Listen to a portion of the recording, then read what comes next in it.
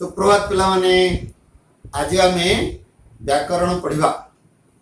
व्याकरण आम भाषा को मार्जित करे एवं आम भाषा को एक मानक भाषार परिचय दिए। तबे व्याकरण जानिबा पूर्व आमे टिके पछ कथा को मन पकेबा। आमे जानिछे जोगाजोगर अर्थपूर्ण माध्यम होची भाषा, जाहाको ध्वनि बोली कहा जाए। ध्वनिर लिखन रूप को लिपि बोली कहा जाए बा वर्ण बोली कहा जाए। एवं यही वर्ण गुड़िक जो शैली रे जो प्रणाली रे सज्जित होई शब्द वाक्य इत्यादि गठित हुए सेथिरु आमे आम भाषा को आमे भल भाव में जानि पारू।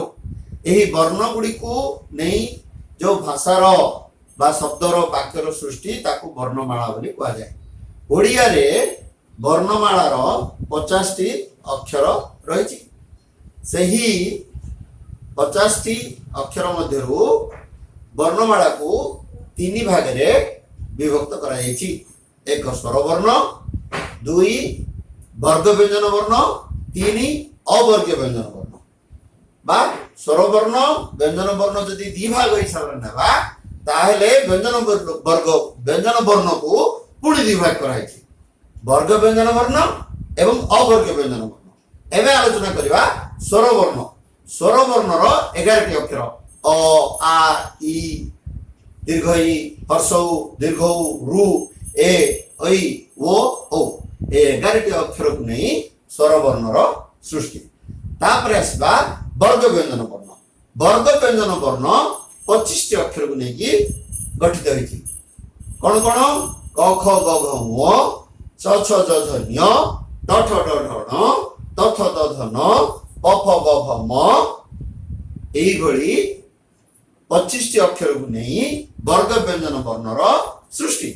एहा को मन रखिया पे गोटे सूत्र रहिछि क च ट त प। एई 5टी मुख्य अक्षर को नहीं कि आमे व्यंजन वर्ण को जानि परिबा। क वर्ग क ख ग घ ङ, च वर्ग च छ ज झ ञ, त वर्ग ट ठ ड ढ ण, त वर्ग त थ द ध न, प वर्ग प फ ब भ म। एई जो 5 प्रकार वर्ग वर्ण रही या संबंध रे आमे परवर्ती श्रेणी रे आउर अधिक जानि परिबा। ए जो क वर्ग रही क ख ग घ ङ एटा कंठरु बाहरे। ए जो च वर्ग रही च छ ज झ ञ एटा ताळुरु बाहरे। ए भलिया ट त प इत्यादि आमे परवर्ती श्रेणी रे ए विषय रे विशद भाव रे भल भाव रे जानिबा। एबे जिबा अवर्ग व्यंजन वर्ण। अवर्ग व्यंजन वर्ण होची 14 टी अक्षर।